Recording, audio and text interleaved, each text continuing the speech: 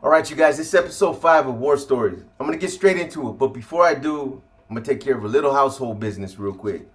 First and foremost, I want to extend my appreciation to all those viewers who are extending positive comments or who are extending positivity through your comments. There's a lot of you that are giving positive feedback, and I appreciate it. But let me say this. So in one of my prior episodes, I talked about why I really didn't want to do war stories. And it's for this very reason right here. It's because I knew I was going to get a lot of negative pushback from some of the viewers. You talk about negativity, you talk about negative situations, and for whatever reason, some people feel like that they have to push back, or for a lack of a better term, they gotta let me know that they're there. The male ego is a motherfucker, man. For all those you that drop negative comments, I'm talking about you cats, man. You know, for the most part, like I've always said, I think PMN's got some of the best viewers on YouTube. Hands down. But occasionally, there'll be some cats that'll jump in the comments, and for whatever reason, they gotta push back. It's your ego, my boy. You know what I mean? Those of you who drop negativity in the comments, you know who I'm talking about. And it's to be expected, and it's all good. I'm going to keep doing what I do. You know, I understand. You're probably from, some of you, those of you that made those comments, you guys are probably from small towns. You've probably been in 2 fist fights. You probably never stabbed or shot nobody. You've never done nothing in your life. Maybe you've been to prison and you went to boot camp. I don't know. So because you've never done nothing, maybe this is so over the top for you that you can't bring yourself to believe it. You know, one of you in particular, you make a comment about, oh man, this guy said 30, 40 sureños. Come on, man. Look, man, when I said 30 or 40, I was being conservative. For anybody that's been down there on 19th when these guys were active, for anybody familiar with the city that was involved at that time with the issues that we were having with 19th, know what I'm talking about. They would know that those guys were out there 40, 50 deep on 19th at any given time. So, you know, there's nothing embellished or fabricated about that story. Like I said, you're probably from a small area, and maybe there's a hood over there in your area with maybe 5 or 6 of them. You know, I don't know, maybe that's what it is, man. But some of you guys, man, you should read your comments before you send them off, so you can hear how stupid you sound. You're showing your ass, man. You know, I'm gonna keep doing what I do because, like I said, I think there's some positive things that are coming out of this, and that's my objective. It's for the youngsters that still glorify that lifestyle, youngsters that still want to be gang members, youngsters that still want to gang bang, youngsters that still think it's cool to go to prison. I want them to understand that these are the situations that they're going to encounter. These are the type of things that they're going to be involved in. If that's what they want to be when they grow up, hey, more power to them. Then, you know, that's something they're going to have to work out themselves. They're going to have to go out there and get burned and learn those hard lessons themselves. But I'm hoping that I can shortstop that, or at least I can be one of the many things that will help them stop from going down that road. That's what it is, man. So hold your mouth, man. You know what I'm saying? Hold your mouth, and if you don't want to hear about it, about the things that I talk about, spin off, skedaddle, man. Go to another channel, listen to somebody J-Cat off, or listen to, you know, somebody else talk about the first time that they wore Ben Davis's or something like that, man. You know what I'm saying? Get up out of here, man. Anyway, I'm going to take you guys to 1999. This one's going to be a little bit later. And obviously by 1999, I was an NF member. And let me just lay some groundwork for you guys, some background, so you guys can understand some of this. You'll understand what I'm talking about. So the NF does not promote gang activity. it doesn't promote the gang mentality. When you become a C, when you become a carnal, it's all about, from that point on, your whole objective is to generate money for the NF, for the organization. You're involved in organized crime. They do not promote the gangbang mentality. We're not out there in the streets. We're not cholos out there wearing dickies and hairnets with Pendletons, gangbanging on the corner. That's not what we do. You know, there's youngsters out there that do that. The youngsters are the ones that are involved in all that gangbanging shit. You know, but for me, since the age of 12, I had been involved in gangbanging all the way up until I was in my early 20s. And it was hard for me to just stop, just because I made a commitment in the joint to be an NF member. So my point is, matter of fact, when I got recruited in San Quentin in 1994, I brought an issue to Mikey and Big Smiley, and basically it was the issue I was having with 19th Street. I talked about it in one of my previous spills, so you guys know what I'm talking about. It's a Sureño hood that was out there. They were deep as fuck, and they were hindering my progress. I was trying to establish different areas in the city. As the regimental commander for San Francisco at that time, there were certain areas or different areas throughout the city that I was trying to establish. And they were hindering my progress because it was on and cracking at that time. You know, there was a lot of other hoods out there. Natoma Street Boys, the Bryant Street Boys, my hood, a lot of other smaller hoods. A lot of them I don't even know the name because they were established after, you know, when I used to run around out there in the 80s. These guys came later. But there were a lot of small Norteño hoods out there that were out there putting in a lot of work.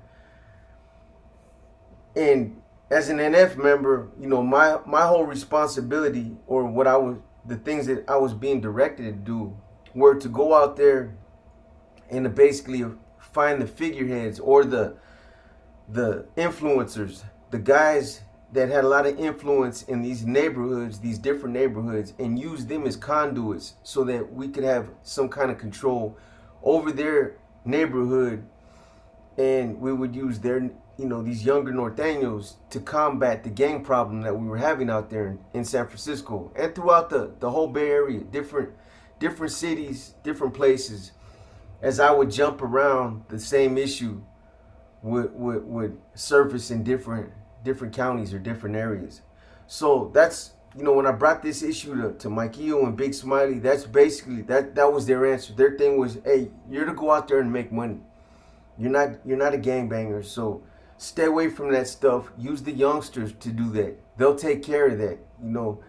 And it wasn't that I just wanted to eradicate 19th Street because they were Southsiders. They were really hindering my progress. Them cats were rushing homies out there. And a lot of these homies, some of them were working for the organization. They were either slinging dope for us or they were assisting us some type of way. So, you know, there were issues that had to be taken care of. So by, you know, 1999, I still had that mentality, but it was the earlier part, like towards 94, between 94 and 99. That's really when I was out there doing shit that I really wasn't supposed to be doing. When I talk about 3- and 4-way strike zones, you know, after I got indoctrinated, laced up by the NF and the NR, that took my gangbanging to another level. It wasn't about jumping out with baseball bats, crowbars, bottles, guns, knives, whenever we would see an op, and spontaneously jump out on them and just get it cracking wherever we would see them.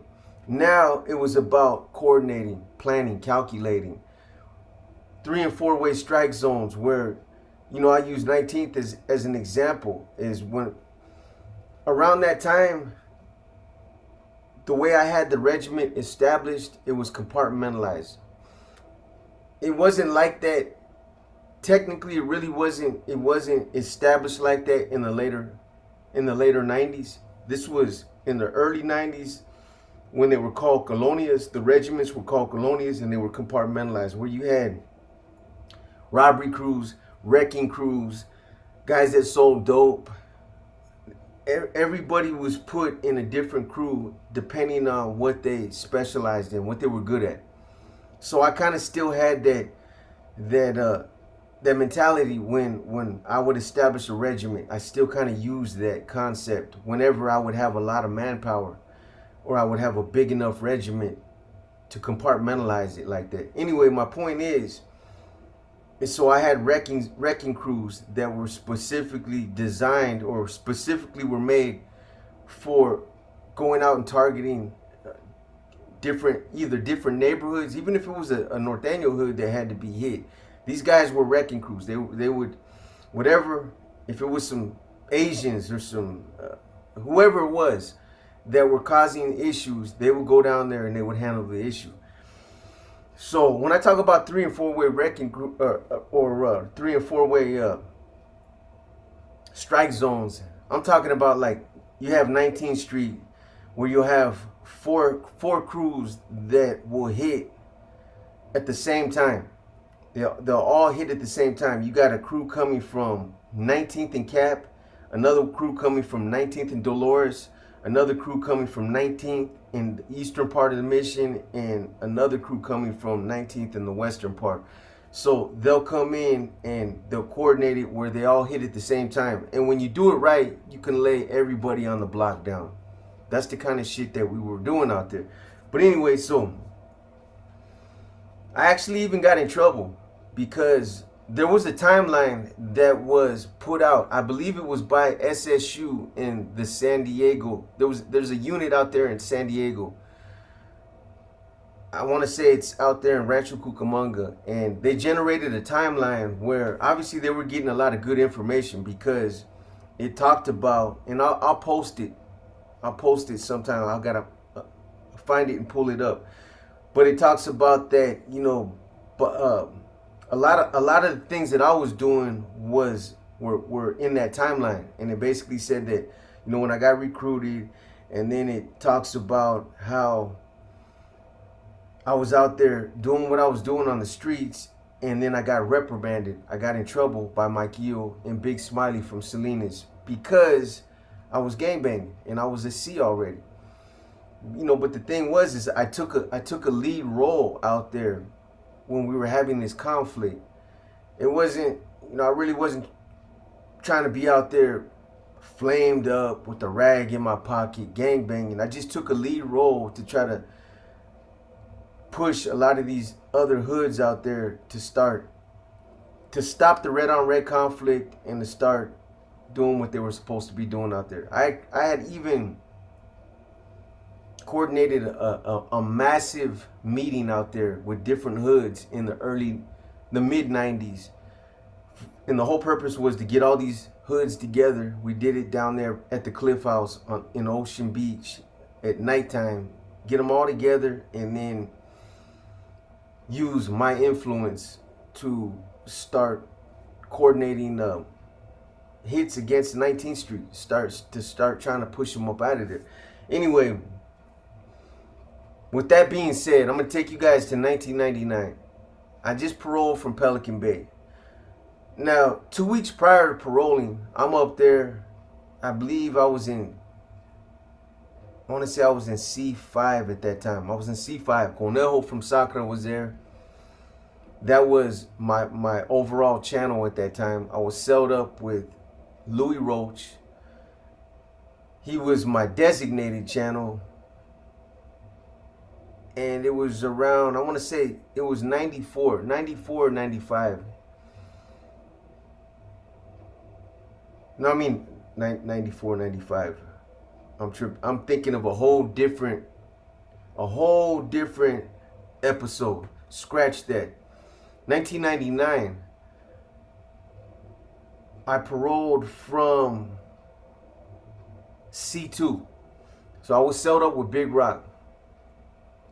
This is when Corny was still there.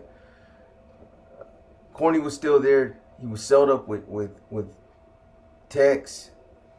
Stork was in the next pot over. Cheese Spot was over there. Silver was there. Skip was already gone. A lot of those C's were still up in the bay. But anyway, so I paroled, and this was prior to BB getting killed. BB would just get, I would end up paroling. I got out, and BB would ended up getting killed or hit about 2 weeks later. So when I went to do my parole papers in 1999, I'm supposed to parole back to San Francisco. However, parole doesn't want me back out there. My daughter's mom thought I was going to go out there, and she had hooked up with somebody else. I ended up finding out she had a Sancho, and she thought I was going to come out there and kill her and kill Sancho and a bunch of other shit. She took to the parole region down there, so they didn't want me in San Francisco no more. They ended up shooting me out to Ukiah. Man, I'm up there in Pelican Bay. They called me down to the gate to sign my parole papers, and you know, I'm like, man, cool. You know what I mean? It's time to roll, man. Get my dress outs and all that shit. So I go down to the gate, and the counselor tells me, hey, check it out, man. There's been a change of plans. You're not going to San Francisco. I'm like, what? What are you talking about? And anyway, he ends up breaking it down, telling me, and I'm like, man. He tells me, you're going to Ukiah, Mendocino County. And I didn't even know where Ukiah was at. I ended up getting Ukiah mixed up with Eureka. I was like, what the fuck am I going out there? I don't know anybody out there. And they're like, hey, man, they don't want you out there. So, you know, you can appeal it, but you gotta wait until you get out and talk to the parole region coordinator, somebody out there on the streets. And so I didn't have a choice in the matter. Basically, that's where they were sending me. That's where I had to go. Anyway, I talk about this in my book, so I'm just going to run you guys through a little bit of this so you guys can trip on how this all happened. So anyway, I signed my paperwork. Bam! 3 weeks later, they shipped me out to Salinas Valley so I can parole to an institution that's closer to. I don't know why they didn't send me to Quentin. Quentin's actually closer towards Ukiah. No, matter of fact, they did send me to Quentin. They did. They absolutely 100% did send me to San Quentin. So they shipped me to Quentin. I'm paroling Ukiah. Ukiah is like right on the other side of Santa Rosa. So, you know, by this time, 99, I had paroled a few times to know how the process worked. But the day that I went to parole, I come into R&R, they bring me to R&R. You know, I come out of ADSEG, I'm validated, so, you know, I come over there in belly chains and shackles and shit, and my jumpsuit.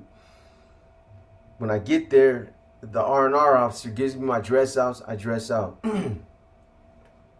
About 30 minutes later, parole officer pulls up.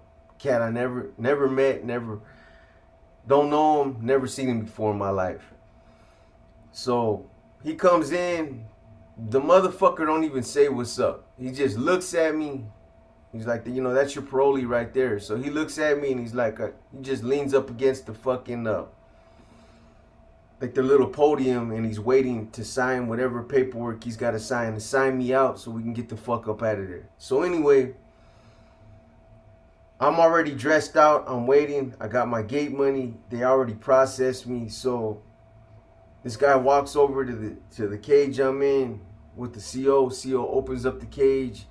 This guy has belly chains and shackles in his hand. And I'm looking at him, I'm like, fuck, I know those ain't for me. I don't say nothing though. I'm thinking, when I see that, I'm thinking all kind of crazy shit. You know, do I got another case? Why am I being put in belly chains and shackles? But I still didn't say nothing. So the CO opens up the gate. He puts the chains on me. He puts the shackles on me, and we walk out. We walk out to his car. We drive off the prison grounds. We're out of the institution. We're on the freeway now. This dude ain't saying shit to me, but I'm like, fuck this dude now. I'm already like, fuck him. You know? Oh, and Everlasting Bass, this is for you, man. I told you I had one, the same kind, but a different color, since all you cats were giving me a hard time. I might do a quick live after this. So, we're on the freeway, and he's just staring. I'm looking at him from the back seat. I'm just looking at this dude, man. And we're mobbing on the freeway, and all of a sudden he just blurts out. He's like, man, we didn't want you. We didn't want you in Mendocino County. He's, I'm going to tell you right now, Mendoza, we don't have no gangbangers out there in Ukiah. We had one drive-by shooting, and it was done with the BB gun last year. And he was dead serious. You know, we live in a community where we still sleep with our windows and doors unlocked. So we don't want the NF in our community.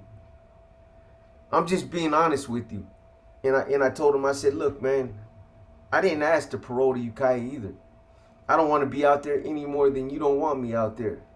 I'm gonna do my parole, and I'm gonna get up out your way, man. I'm not gonna come out there, and I'm not gonna start recruiting. I'm not gonna start doing none of that. And he was like, you know, I don't believe it. He's like, but I'm just gonna tell you like this. There's a zero tolerance policy when it comes to you. If you spit on the sidewalk, you're out of there, man. We're gonna violate you. We're gonna send you back to prison. And I'm like, that's cool, man. You know, that's cool. So anyway, we get up there, and they got a voucher to put me in a hotel. Obviously, I don't know any fucking buddy out there. So they put me in a hotel. He walks me in, pays for the room with the voucher, and then we walk to my room. We get to the door. He opens up the door. He walks in. He hands me the keys. He walks around, looks, opens up a couple drawers, pops open the closet, and then he says, hey, here's my card. He's like, come see me. No matter of fact, we went to the parole office first, took all my pictures, we did all that. He's like, and then after we went to the hotel. So after he kind of looks over the room, he hands me his card and he tells me, come see me Monday morning. I'm gonna need you to test, right? All good. So he ends up leaving. I'm out there in Ukiah now. It's a small city. Matter of fact, it was a stop on the way back from Pelican Bay. When I was on the bus, when I was on the Grey Goose, the prison bus, Ukiah was actually one of the stops. Because I was like, I recognize this place. I remember stopping through here on the bus. I thought it was going to be like a small town with fucking tumbleweeds rolling down the street and shit. But it was actually somewhat of a small city in that area. Now there's a lot of smaller towns around there, Willits and some other towns, Cloverdale's out there. This is on the other side of Santa Rosa. Ukiah is kind of like the hub or the city for all those little small towns. So there's a little bit of city to it. There's a street called State Street that runs all the way through, up and down. That's like the main thoroughfare that goes all the way through Ukiah. That area, it's the kind of living out there, it's different from the city. It was actually kind of cool for me to get away. It's barbecuing, Indian reservations, and the lakes. That's what kind of living it is out there. Everybody either works at the casino out there, or has family that works at the casino. And then again, like I said, you know, you go to the lake on the weekend, and there's a lot of barbecuing. That's the type of lifestyle it is out there. In contrast to how I was used to living in the city, gangbanging and all that. It's on a small level, and I'm not gonna lie, man. Shout out to the Ukiah homies, Yuka, because there's a lot of them. They're growing. At that time, 1999, around there, they were small. It was a small area. I'm not gonna call them wannabes. That's what the parole officer said. I'll just say they were a little behind. The homies out there, they had a hood out there called ATC, after the Cholos. I never got it, man, but that's the name of the hood. No disrespect to those homies, but it is what it is. So anyway, I'm in the hotel room. I don't know what the fuck to do. I got my parole box with my paperwork and all my shit in it. And I'm like, man, okay, I'm gonna need some food. I got a refrigerator up in there and a little, I had to buy a little hot plate. So I really don't got too much in there. There's a little refrigerator. I got a TV, bed, bathroom. That's pretty much it. So right across the street, there's a Safeway. I go over there. I get me some motherfucking top ramen, some mayonnaise, some beef sticks, some Louisiana hot sauce, some nachos, some Cheetos, all the shit I need to make a fucking spread.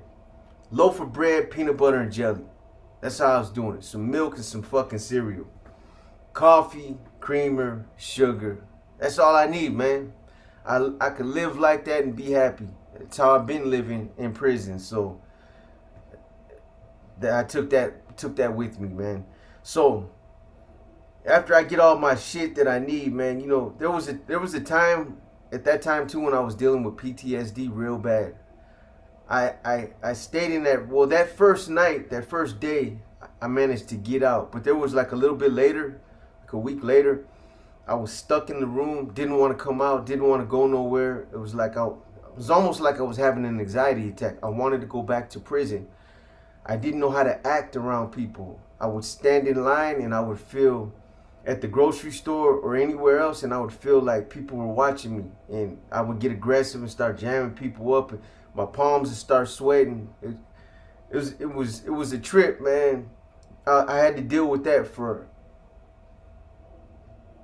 you know, a lot after I got out of Pelican Bay. A lot of the times after I paroled from the Bay, the SHU, I had to deal with that anxiety, and I had to transition back out to that other world to learn how to be around other people again, not living like I was living in the penitentiary. So anyway, after I get all the shit that I need, I have a white beater on. I'm not gonna say I'm swole.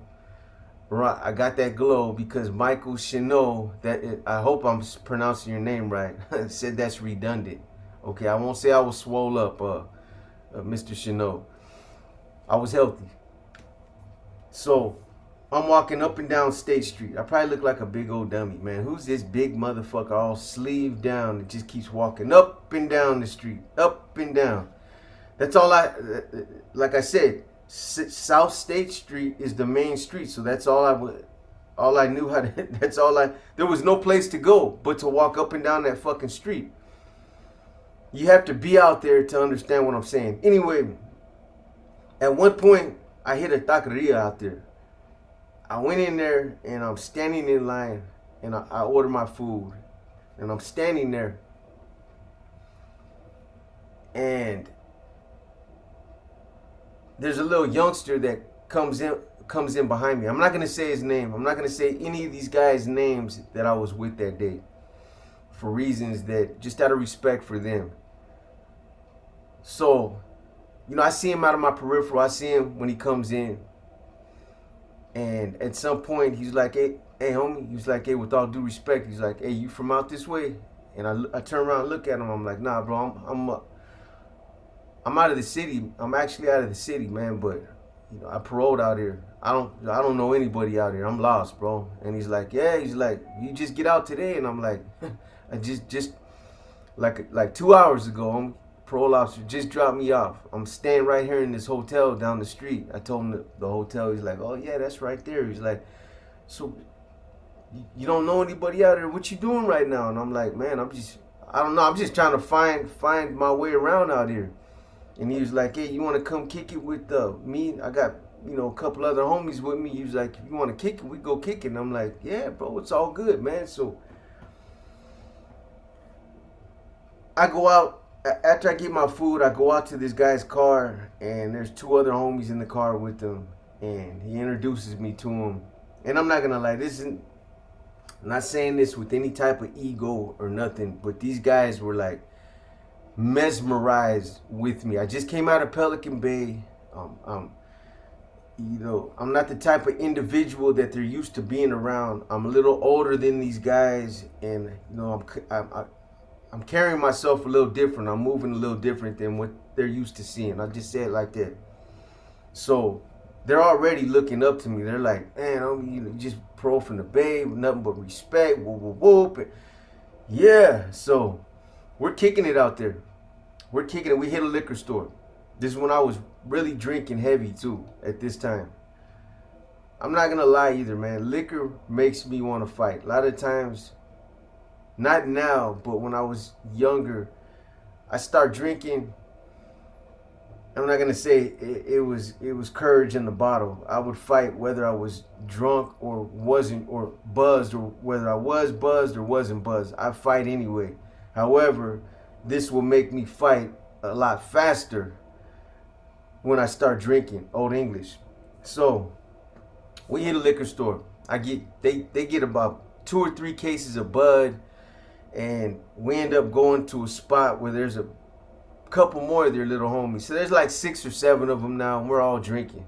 I'm chopping it up with these guys. I'm telling them a little bit about the joint, prison, the Bay, all this and that, the city, and we're chopping it up. We're kicking it. We eat, and we're out there just chilling, man. By the time I hit my second 40, I'm buzzed now. They're telling me a little bit about the area. They're telling me about some of their neighborhoods and shit. And the conversation comes up about, Southsiders out there in their area. And I'm like, where are they at? Well, where do they kick it at out here? And they're like, they're over here and over there. And I'm like, yeah. I'm like, let's go to strike through one of their hoods. I want to check it out. You know what I mean? I want to check them out. And I was feeling my liquor, man. That's what it was. I was feeling my liquor, and I was looking for a victim. I'll just say that. I was looking for a victim. 29 years old, acting like a jackass. I'm buzzed, and I just wanted to find some of those cats, and I had bad intentions, man. So when we hit the liquor store again, and in this liquor store, there's like a cabinet, a display with a bunch of knives in there. Knives and sheaths, buck knives, some badass knives. Anyway, I see this dagger. It's a badass dagger with like a pearl handle. It was a nice ass knife, man. It was bad. So I buy the motherfucker, right? It's got a sheath. Now I'm ready. Hey, let's hit their little spots where they're at, right? So we drive down to a place called Hopling. Hopling is another area that's close to Ukiah, but it's like on the outskirts. Hopling, it's another small town. Anyway, we get out there, we drive through a spot where they say is kind of, it's their neighborhood. There's nobody out there. So we kick it at this park and we're drinking. We're still drinking. These guys too, they were bumping. You know what they were bumping at that time? Swear. They were bumping Sir Dino. This is when Dark Room Familia was all over the fucking radio. I tripped out when I heard. I was like, this is like the first time. Or no, it wasn't. It wasn't the first time I heard it, but I was still tripping on it. I was like, bro, play that back. Let me hear that again. I was tripping off of the intro. The intro was part of the NR plight, the NR format. I was just like, man, they just spun those words up, those lyrics. That's the NR format right there. I see what they did. Anyway, that's what they were bumping. So now, even though I'm 29, I'm not no fucking youngster. The music got me all fucking pumped up too. To where now I'm ready to ride, man. I'm ready to get my motherfucking gang bang on. 29 years old. Big old dummy. Anyway, we're kicking it at the park, and they want to go to the store to get some more beer.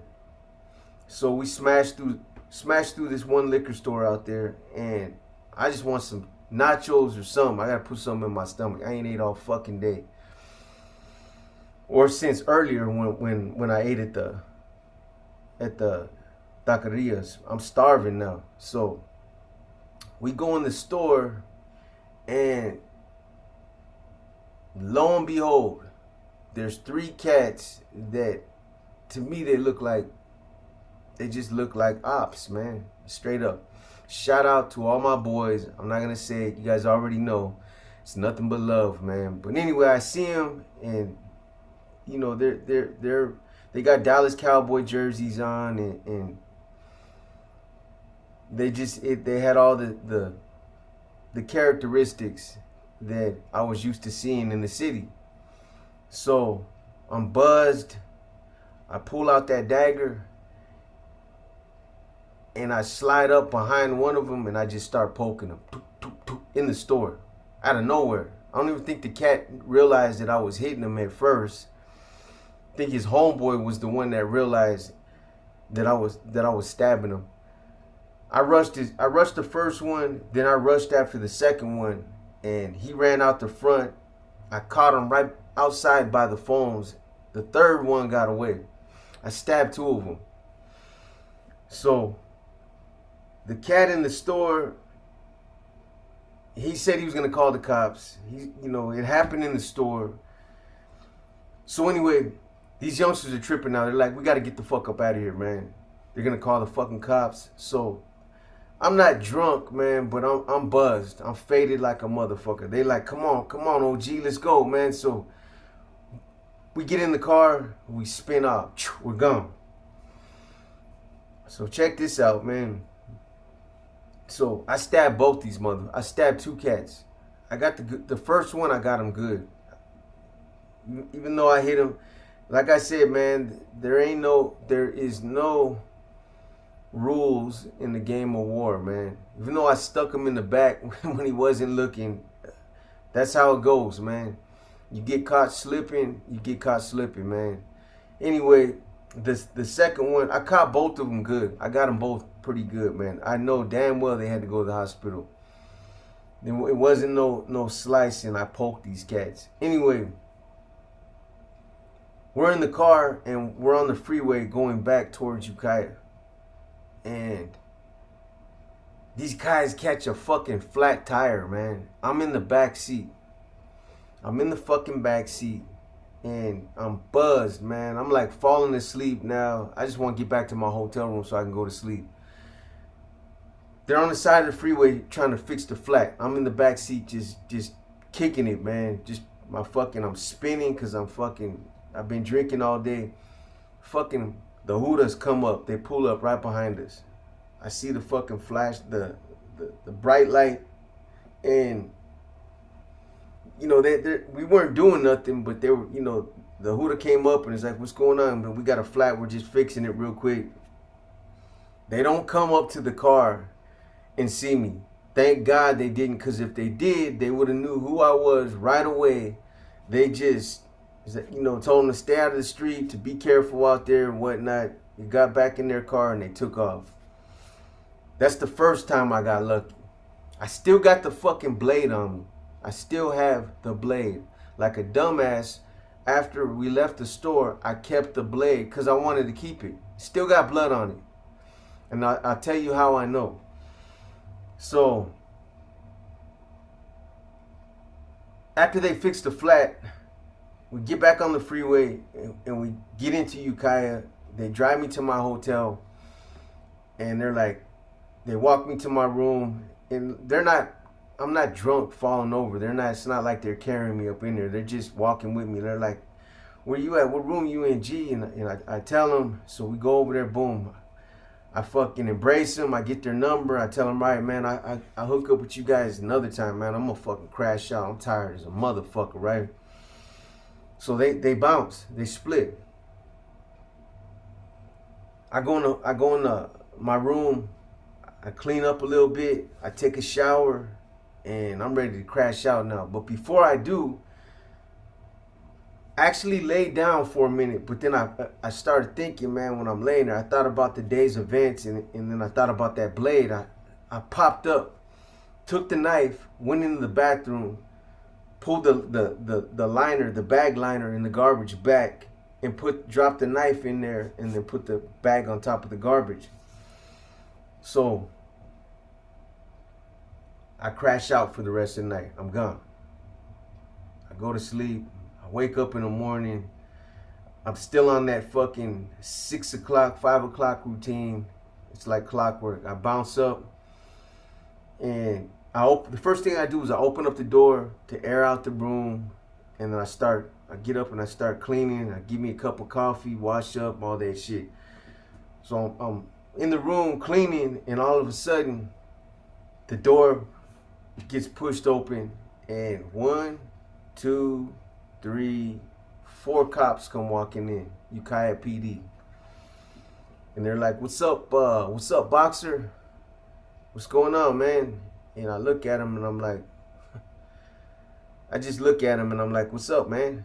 And they're like, hey, my name's Officer, I believe it was Taylor, because I ended up getting arrested by him later on. But anyway, he's like, hey, my name's Officer Taylor, and this is Officer Whoop, this is Officer Whoop, this is Officer Whoop.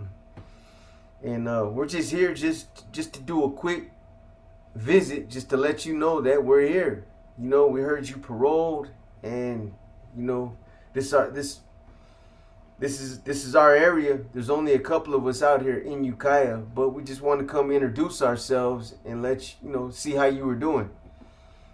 So I'm sitting on my bed, man, but I'm worried. I'm thinking, fuck, these motherfuckers start searching, I'm in trouble. I'm gonna be in trouble. They're gonna find it. They're gonna find that blade. And even though I hit it, I didn't clean it off that night. You know, the night before. When I got up to put it in the garbage, I seen it had a little bit of blood on it still, but I didn't clean it. I just threw it in the garbage. I just wanted to fall out, go to sleep. So, you know, one of them's talking to me while the main one is talking. One of the other ones starts going through shit. This fool starts popping drawers open and shit. And now I'm worried, man. I'm like, I've been out one day. I don't believe this, man. I'm not in San Francisco. I'm gonna catch a case right now. And these motherfuckers out here, I don't know nothing about Ukiah, but I know that this is a wrong area to get caught up in. And I'm about to get caught up. I'm worried now. So I'm like, now, you know, I tell the officer, I'm like, hey, what's up, man? Why you guys gonna search? I just got here last night, man. I mean, damn, you know what I'm saying? Parole officer just dropped me off last night. He was like, no, I know. He's like, but you know, you're on parole. You're high control parole, and you know, we're gonna slide through and check up on you occasionally, and you know, these type of searches right here, they're required. So you know the drill. You've been around. So anyway, I'm trying to just like, yeah, man, you know. So you know, now I'm trying to get these guys up out of there. My mind's racing like a motherfucker now. I tell them, look, man, there's a couple things that the parole officer got lined up for me. There's a couple places I need to go real quick. I gotta sign up for some shit. You know, it's all parole related. Can we wrap this up so I can get up out of here? I'm trying to get them up out of there. So the guy there's only one that's searching, man. This motherfucker goes, I really don't have nothing there. I got my parole box with my paperwork. I got, like, I haven't even went clothes shopping yet. I got maybe like 2 pairs of sweats and some other shit that I had all sent in my parole box. So I'm talking to the main one, but I'm watching the guy searching. He goes in the fucking bathroom. He goes in the bathroom, and I forget what we were talking about, but whatever we were talking about, he starts talking to me now. The guy searching, he chimed in on something, and so he's talking to me now. And I look into the bathroom, and I see him, and I'm talking to him, and he bends down, and he grabs the garbage. Anyway, so he looks, I see him looking in the garbage. I'm waiting to hear the motherfucker slide to make a noise. Anything that'll let him know that it's in there. He bends over and he puts it back on the fucking floor. Talking about dodging a bullet, man. You know, have you ever had any close to death experiences where your whole life flashes in front of you? That's how I felt when he picked up that garbage. That's exactly how I felt. Like, man, I'm in trouble. So after he puts the garbage can down, now I'm relaxing a little bit. I'm like, man, I'm telling him now, hey, I appreciate you guys coming through, man, but you guys ain't gonna have no issues with me out here. I'm only gonna be out here for hopefully a year and try to get my parole transferred out, but otherwise, you guys ain't even gonna see me out here. They end up splitting. Finally, they leave. They bounce up out of there, man. They leave.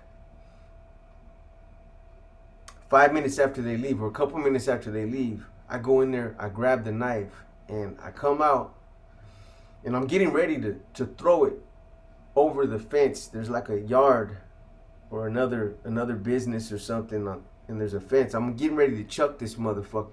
It's a nice knife, but I don't want nothing to do with it. I'm terrified. I'm still shook up about almost getting taken back. If they would have found it, I would have been done. I would have been in trouble. And when I first seen him come in, I was thinking it had something to do in relation to the stabbing, to that double stabbing, but they didn't say nothing about it. So that happened in another town or another city over there. So I wasn't mobile, so maybe they just didn't think I had anything to do with it. Never heard nothing else about it. Just leave it at that. I'll close it up with this. My neighbor, I ended up meeting him later, but when I was getting ready to throw that knife away, my neighbor came out. It was a white guy. Him and his wife were living over there. I'm not even going to say their name. They were living next door. They were actually living at that hotel they had been there for a while.